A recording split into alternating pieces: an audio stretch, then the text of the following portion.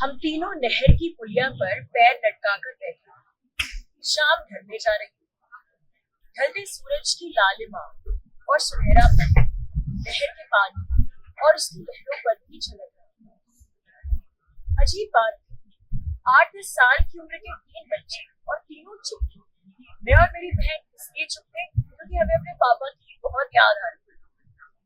इस अनजान शहर में हम अपने पिता के साथ घूमने आए, मगर उन्हें कुछ जरूरी काम था तो वे हमें ये वादा करते कि शाम तक लौट आएंगे, एक मित्र के घर छोड़।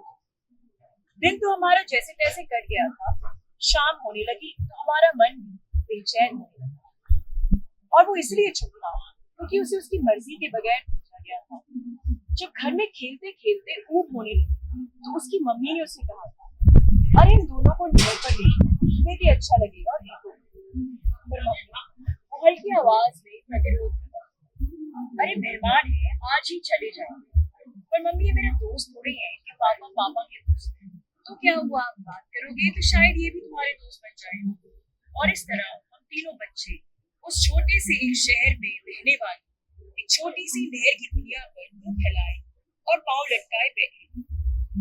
हालांकि छोटी सी नाव, चेहरे और वजनी शरीर वाला ये लड़का बहुत मासूमी और शरारती है, ऐसा सबने सुना था और हमने दिन में देखा भी था। अचानक वो बोला, जादू देखना है, जरा एक चप्पल देना अपनी, अभी दिखाना। क्या? मैं और मेरी बहन दोनों ने एक साथ पूछा। अरे चप्पल तो दो, उसने आदेश सा दिया। मैंने अपने एक पैर की चप्पल उतारकर उसे दे दी। ये देखो, ये गई, कहते हुए उसने चप्पल पूरे वेग से हवा में फेंक दी। छपाक की ध्वनि के साथ चप्पल पानी में गुम हो गई। हम दोनों के चेहरे उदास। वो हंसकर बोला, अरे यही तो जादू है, यहाँ इस शहर में चप्पल वापस जरूर आती। वह इधर उधर पानी में हाथ मारने का अभिनय करता रहा। तब तक हमें भी कुछ कुछ समझ आने लगा था कि चप्पल गुम हो चुकी है। थोड़ी देर बाद उसने कहा, अभी दूसरी चप्पल भी देना। अब इसका क्या करना है, मैंने पूछा। देखते जाओ, मैं इस चप्पल को भी फेंकूंगा, ये जहाँ गिरेगी ना वहीं पर दूसरी भी तो पूरे विश्वास से, थोड़ी असमंजस और अविश्वास के साथ मैंने अपनी दूसरी चप्पल भी उसे दी। मेरे पास और चारा क्या था। देखो, आंखें गड़ाए रखना, ठीक है, ये जहाँ गिरेगी दूसरी चप्पल भी वहीं मिलेगी। यह कहते हुए उसने दूसरी चप्पल भी पूरे फोर्स से फेंकी। छपा आवाज के साथ वह चप्पल भी नहर के पानी में कहीं खो गई। अगले 15-20 मिनट तक हम तीनों नहर में छप छप करते चप्पल ढूंढते रहे। सूरज ढलने लगा, अंधेरा होने लगा।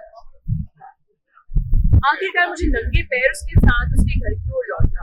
रास्ते में वो घिरता जा रहा था। मुझे तो लगता है कि तुम्हें ट्रस्टिंग होता, भरोसा तभी तो जादू होता है। जादू होता ना यार, पक्का दोनों चप्पलें मिल जाती एक साथ एक ही जगह।